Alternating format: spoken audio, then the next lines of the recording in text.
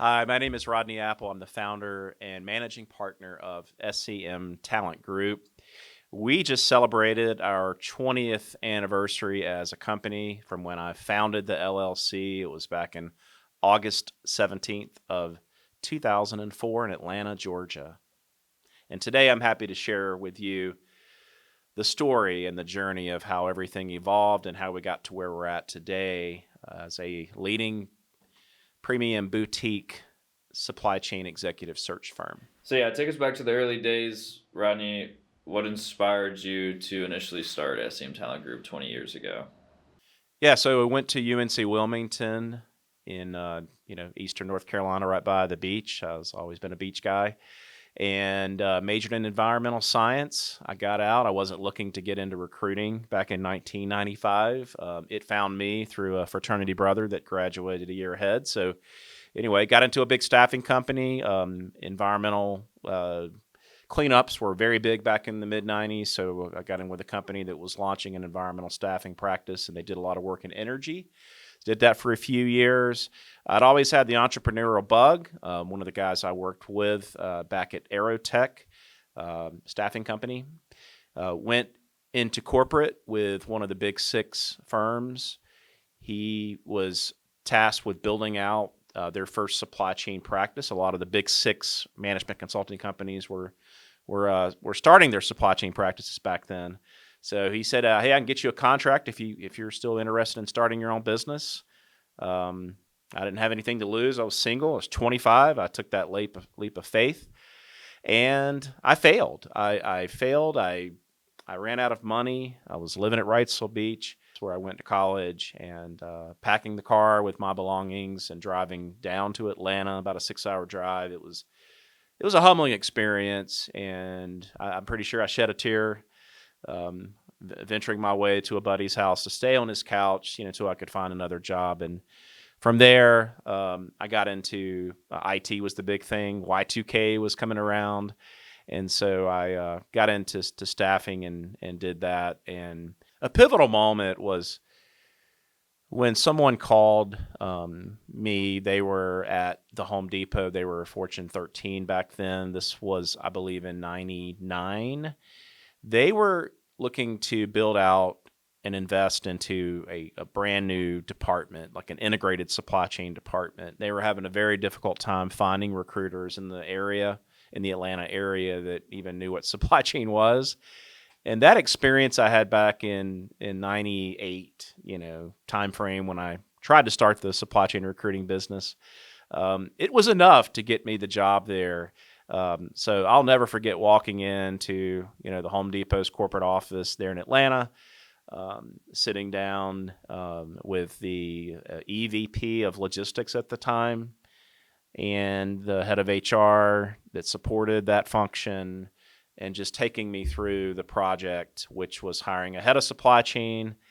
And with their 11 merchandising categories, it was to hire, 11 like senior level leaders to interface with those departments as well as their suppliers. So that was the big project, and that's when the light bulb really went off. As I said earlier, relationships are important to have in supply chain, and connections along with the knowledge base. That light bulb went off. I'm like, wow, this is going to give me that experience that I really need to be successful, because one day, I'm going to try to do this again. And so I dipped my toe into the corporate waters and stayed with Home Depot. The project was very successful. I think we hired 13 or 14 people, a very diverse team, lots of low-hanging fruit. So it was a very successful stand-up of a pretty significant organization there at a Fortune 13 corporation. That project ended, and I was asked to stay on to lead professional and executive recruitment for the Home Depot's logistics and supply chain organization. So I did that for a few years. After that, I ended up going to the Coca-Cola company. They needed somebody to lead manufacturing recruitment. I'd never done any manufacturing recruitment, but I had an inside connection and got the job there. That was the first official client, if you will, of SCM Talent Group. And that's when I was told, hey, do you have an LLC? Do you have a business? You're going to need something to put in place to legally work here at the Coca-Cola company as a consultant. So went and found an attorney, got the LLC in place, and that's really where it all started, at least in terms of my first client. What do you think the most challenging part of standing up SCM Talent in the beginning was? I'll start with what was the easiest part, and again, 20 years ago, I'd left Home Depot, I'd gone full time there, went to the Coca-Cola company, and I was a consultant, and they told me, hey, you need a legal entity, to work with us as a consultant. So that was the official first client of SCM Talent Group about 20 years ago. I was brought in to lead manufacturing, 22 factories, professional as well as executive hiring. My partner in talent acquisition, who had the rest of the functions, procurement, planning, logistics, etc., left the company. I inherited the whole end-to-end supply chain for the Coca-Cola company. The challenging part, to answer your question, is just knowing when to take that leap of faith for a second time. I was a billable hourly consultant for the Coca-Cola company. They kept me very busy, so I was there 6.5 years. I had planned to take that second leap of faith after a few years with Coke. Again, wanting to build out my relationships, my contacts, save a little bit more money. So next time I was better prepared for the 2.0 version. The Great Recession got in the way of that back in 2008. A lot of my recruiting colleagues had been let go, and there wasn't a lot of hiring going on except for in supply chain. So I stayed busy, and I just kind of waited for things to recover. I was full time on site at Coca-Cola 5 days a week, and so the challenging part was getting the building blocks into place.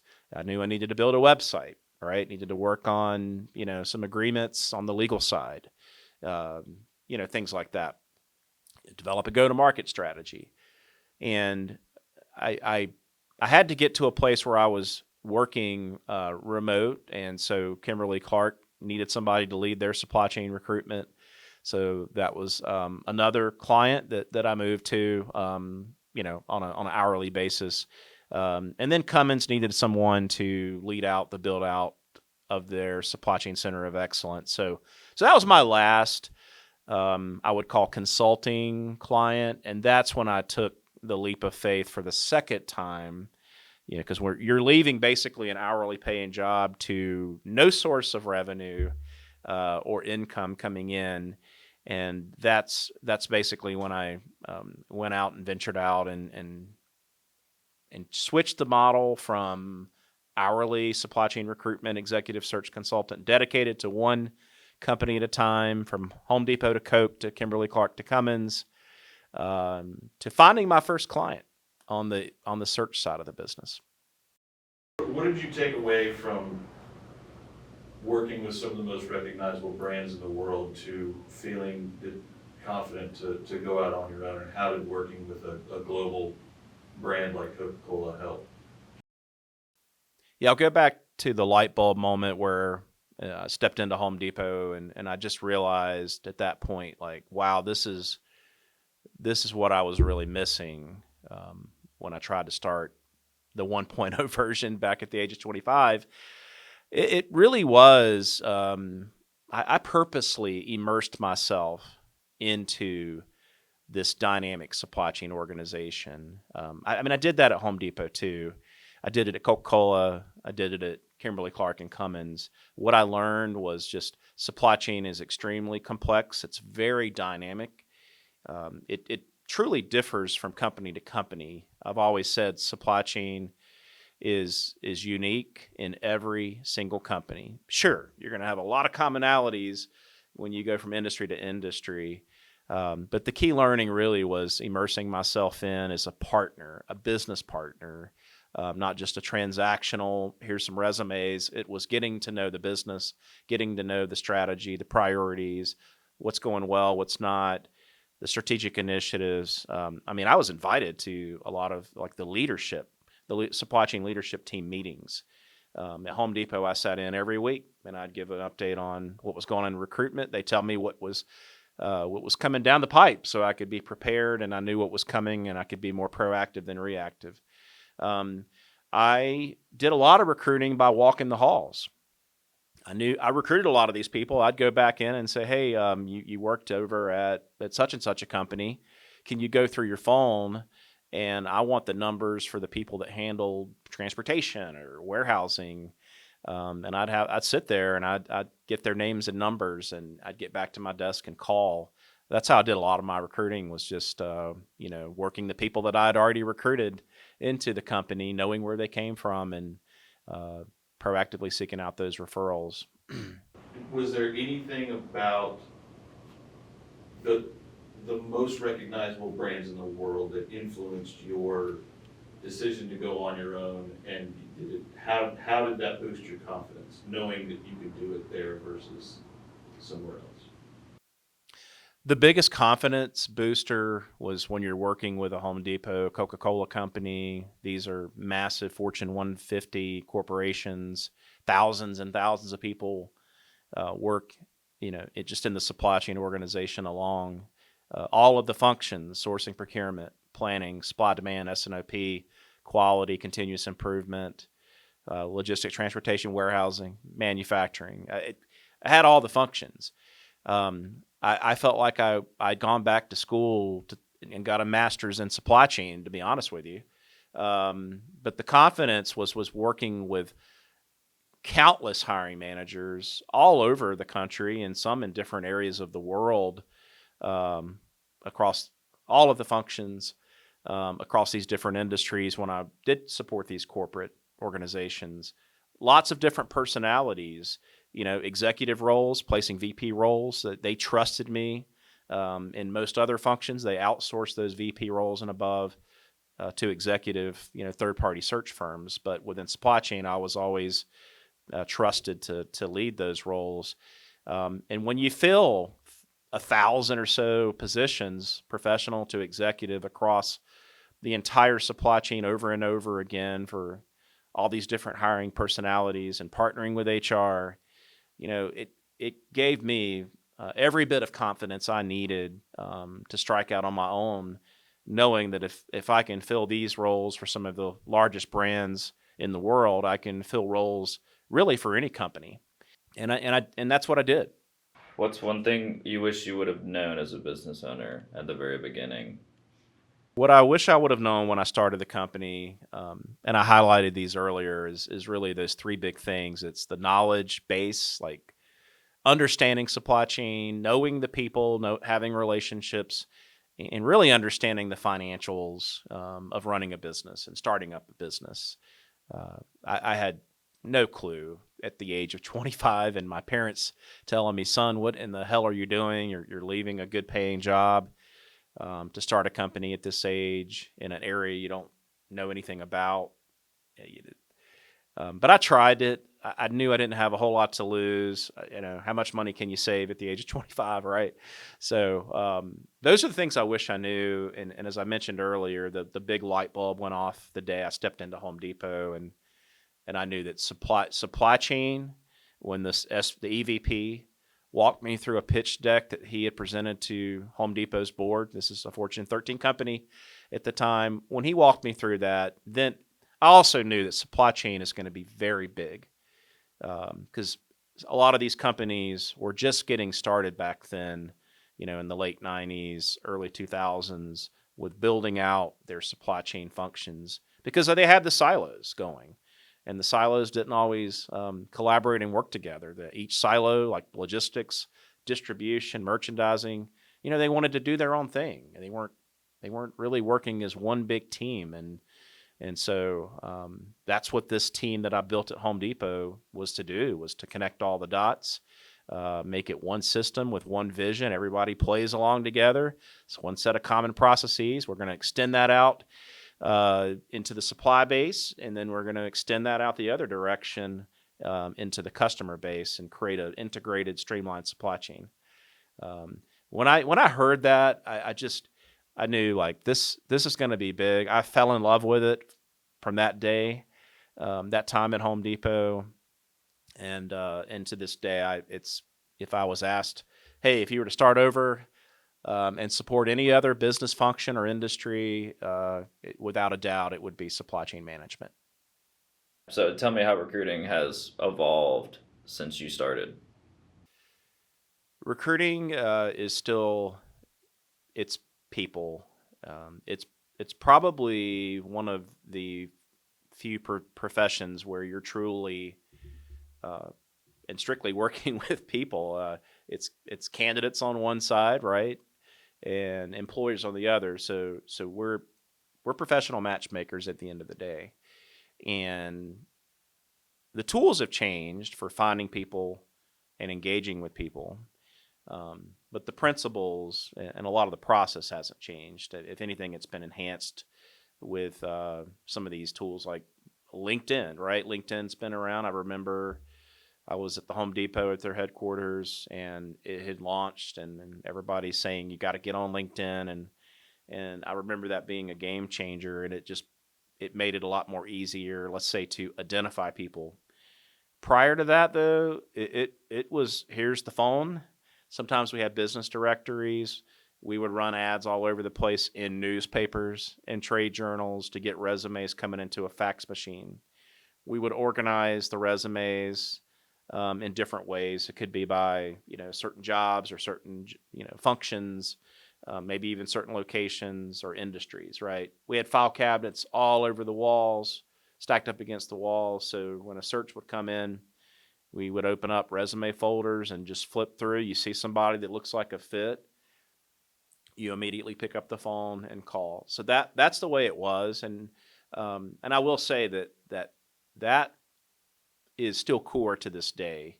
You have to be able to leverage. I call it omni-channel sourcing. You do have social media. We do have our applicant tracking systems and resume databases. You've got a plethora of tools coming out with AI that can do some of the heavy lifting for you. So it's changed to the degree of people are easier to find and identify, and they're, I would say, a little bit easier to engage with. You have different methods beyond email and phone, right? You can ping people over social media, as an example. But what I've learned is it's a human business. It's a human to human business, and the manner in which you approach people, using professionalism, keeping things on the up and up in terms of honesty and integrity is paramount.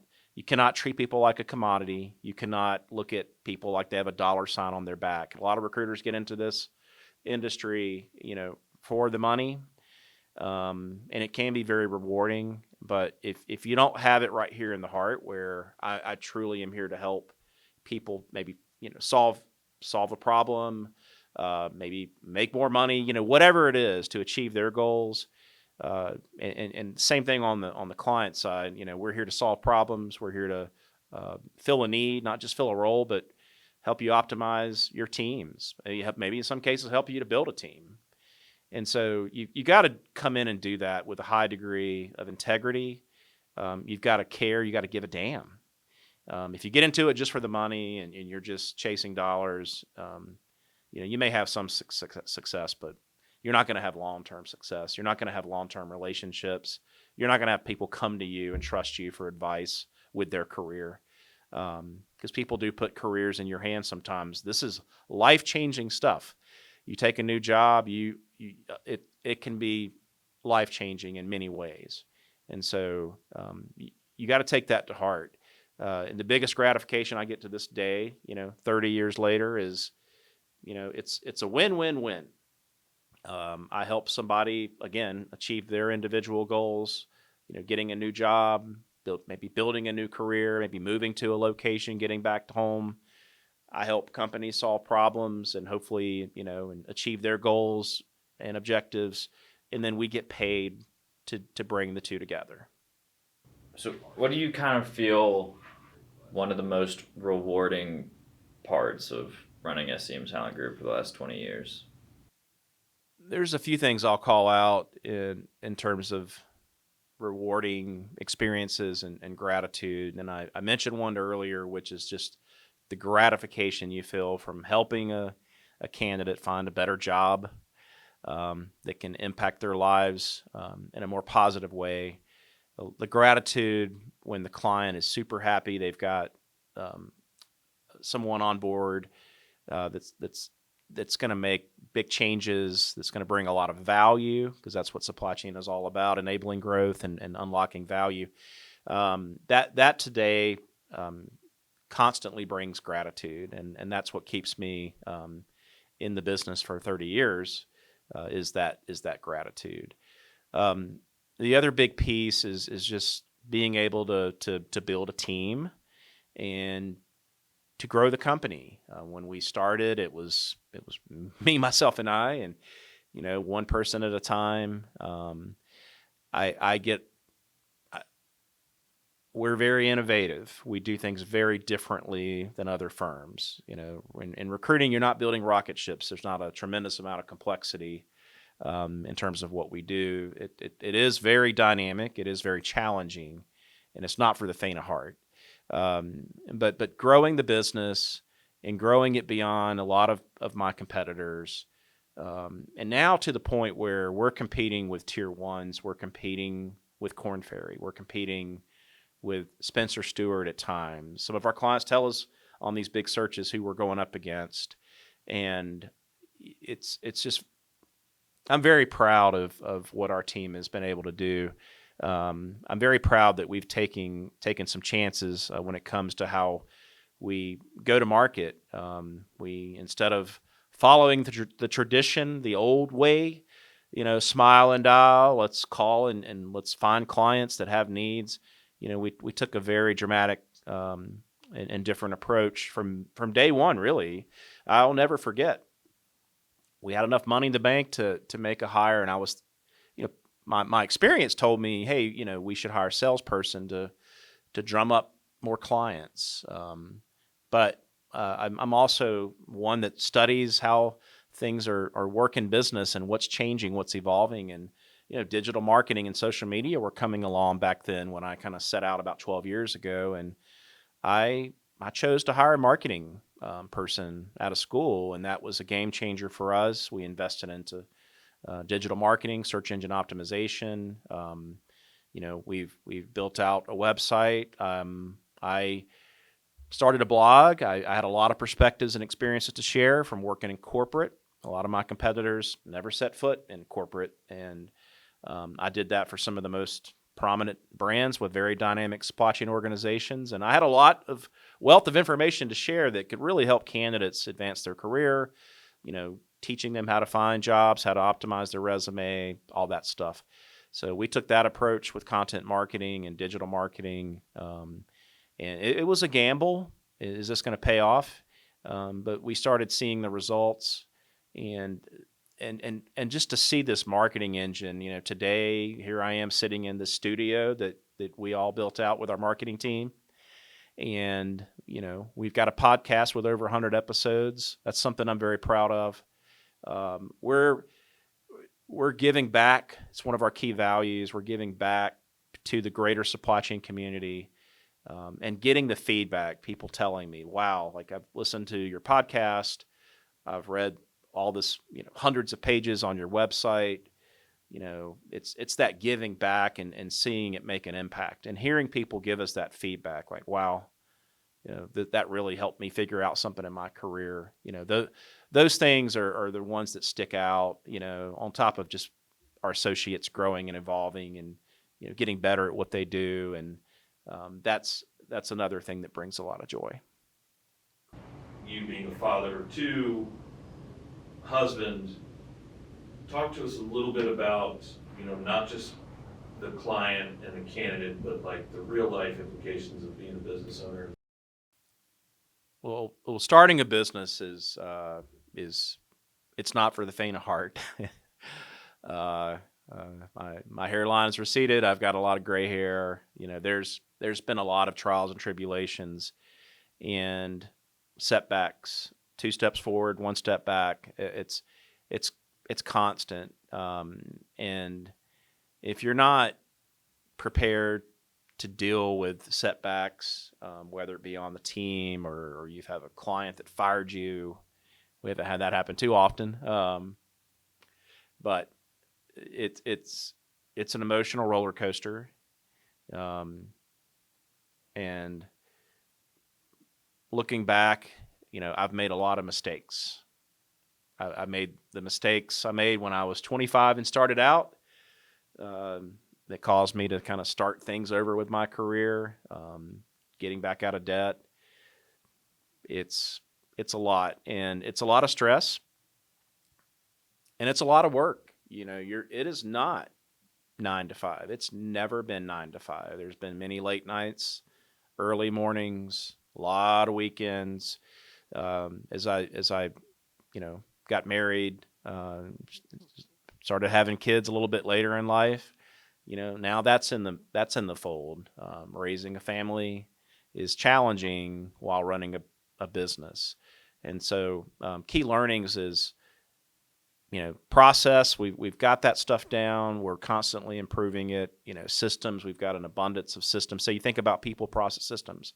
The most important element though is our people, our team, and that's where I've made some mistakes. You think that, okay, well, wow, Rodney, you filled over 1,000 positions for lots of different companies, all over the supply chain, all over the country, lower level to senior executive roles, everything in between. And, that stuff we tend to do very well at. I think internally though, it's different. And you've got to find people that align with your cultures and your value. I've had people that did not have that alignment. We thought they would, and they didn't.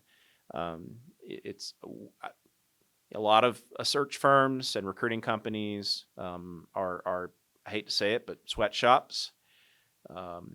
Heavy micromanagement, track every single call, smile and dial, work you late nights. And I've been through those environments, and that experience, I think, helped prepare me as a leader. I knew that I did not want to create an environment that's micromanagey, authoritative, dictatorship. We're the direct opposite of that. People that come from those environments struggle in our environment. They're in this, conforming place where you conform to our rules and our standards. We're going to track everything you do. And I think for some people, that's their motivation. And I give you a lot of autonomy. I'm not, we're not a come in at 8, leave at 5 kind of place. We're not tracking hour to hour. At the end of the day, it's all about, did we hit our goals and our objectives and our results? And so I think that when you look back at the trials and tribulations of the business, most of them have been on the people side. I've had a partnership exit that was, very emotionally taxing. But at the end of the day, I work for our team first and foremost. And I'm not, one wrong hire in a small company can have extremely negative impacts. And so I've gone through that before. And I'm not going to let that exist within my company, because it can make the environment toxic, and it can chase off really good people that we've worked years to develop. So it's critical to find people that align with the culture, align with the values. We can teach a lot of the other things when it comes to skills and experience. But people that give a damn, they believe in the mission, they're out to help people, to help clients. They're not just out for their own individual pockets. That's the most important thing that I've learned, is getting the people thing right. And if you get people that care, get out of their way, remove obstacles, and continuously develop them and help them reach their goals, whatever their goals are. So, Rodney, what do you think has been the secret to SCM Talent's longevity and success? Most businesses, as you know, fail usually within the first 1 to 2 years. I think it's only 1 or 2 out of every 10 that start make it. So we've been around for a total of 20 years. That does factor in the corporate time. On the front half. The back half has really been on the recruitment search side, executive search side. I think it's sticking to the values, doing things on the up and up, continuously innovating. That's one of our values, is continuously innovating and improving. We never rest on our laurels. We experiment when it comes to marketing. I mentioned the digital marketing has been a big, huge contributor to our success in terms of driving in new business and new clients and also new candidates, because you need that ecosystem to be successful. But the biggest thing is we have amassed an enormous amount of I'll call it supply chain experience on the talent side, and it's not just recruiting. It's understanding all of the different nuances within supply chain. It's when you're a startup, okay, that's going to be a different type of search than it is for a big Fortune 500 corporation. You've got the companies in the middle. We've worked across pretty much every industry, spanning manufacturing, retail, wholesale, and service providers, whether it be 3PLs or technology companies. What has brought our longevity is being full service, having growth mindsets, paying attention to what's going on from industry to industry, from function to function, across this crazy dynamic world and constantly evolving supply chain management space. It's learning and really being an advisor to our clients. That's the big thing is with the longevity, doing things right, not taking shortcuts, trying to add value throughout the process as we work from one company to another. That's the longevity piece.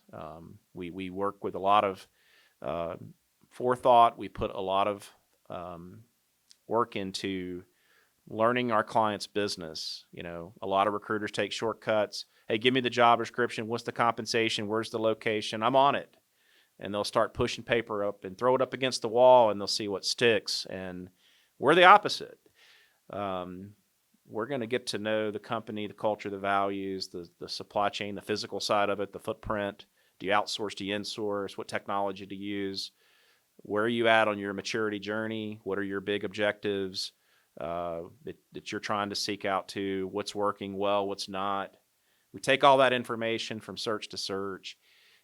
We tailor our sourcing strategies around that, that information our clients give us, one search at a time.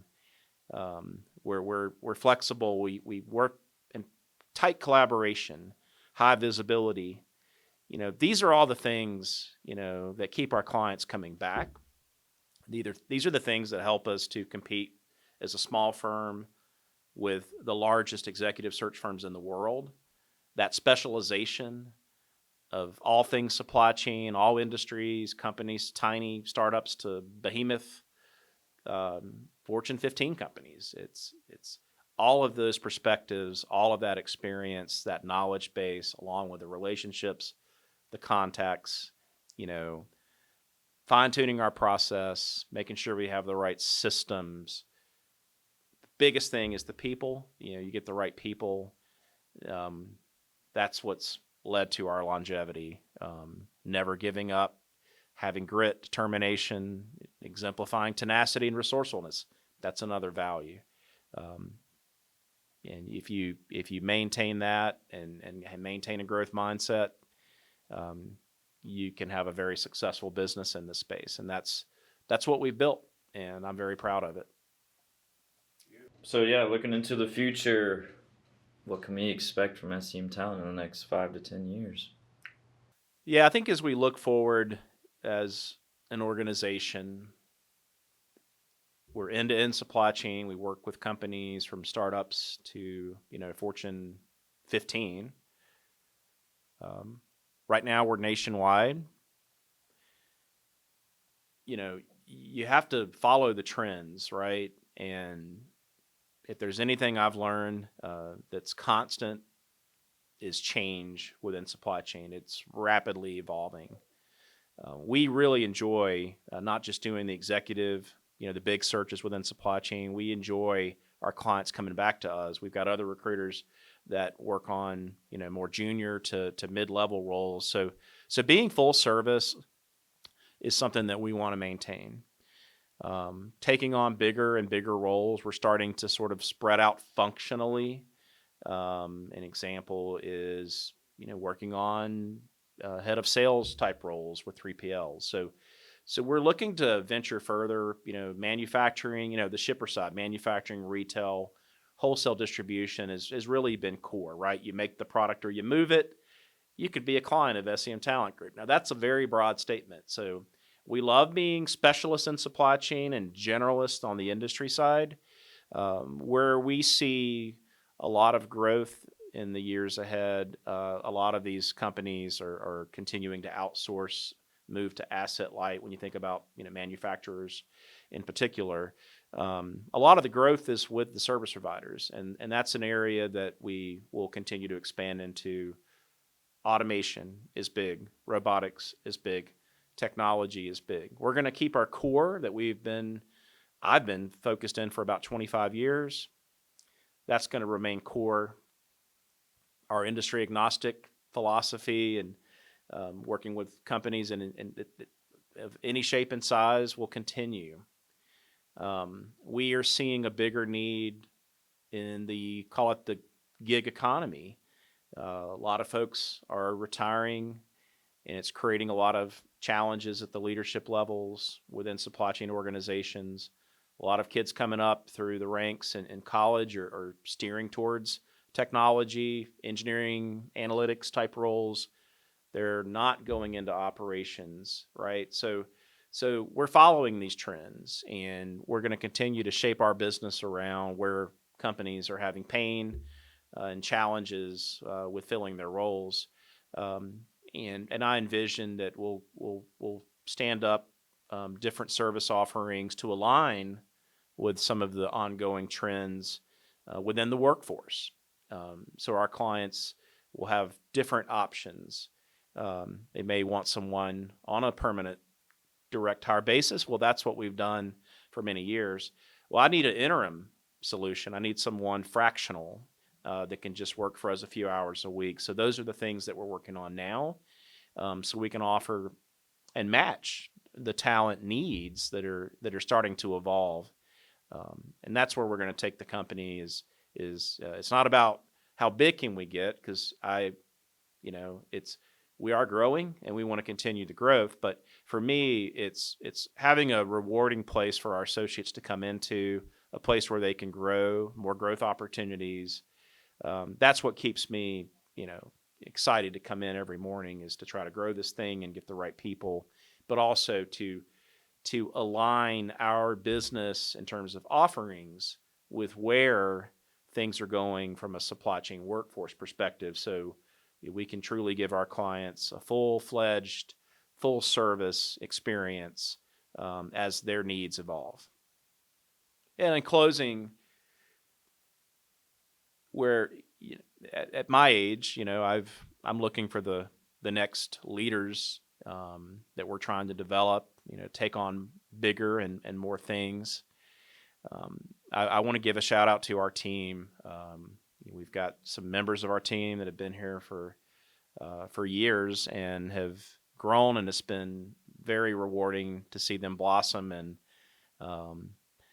our clients are constantly giving us positive feedback with their experiences from working with us. Again, that's what keeps me going and getting up every morning.